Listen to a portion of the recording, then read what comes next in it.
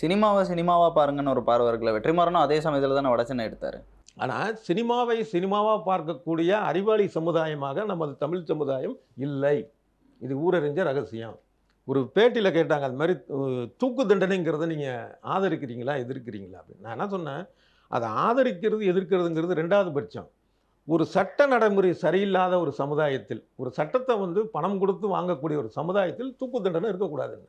முதல்ல அதே சரியில்லைல்ல, அதுக்கப்புறம் அங்கே போய் இருக்கலாமா அது?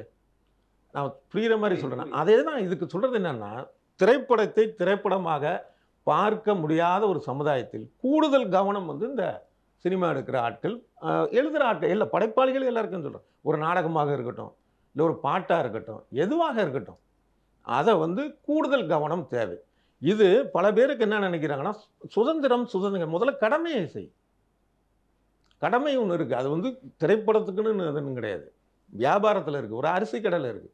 கலப்படம் பண்ணாமல் இருக்கிறது ஒரு கடமை இருக்குல்ல. அது அதே மாதிரி ஒரு ஆட்டோ டிரைவருக்கு இருக்குது. ஒரு 100 போகிற இடத்துக்கு 500 கேட்குறது இருக்குல்ல, அந்த மாதிரி செய்யாமல் இருக்கிறது கடமை. இப்படி ஒவ்வொருத்தருக்கும் ஒவ்வொரு தொழிலையும் கடமைன்னு ஒன்று இருக்குது. நீங்கள் அந்த கடமையை வந்து திரையுலகத்திலையும் இருக்கணும்னு தான் நான் சொல்கிறேன். எல்லா துறையிலையும் இருக்கணும், திரையுலகத்திலையும் இருக்கணும். ஓகே.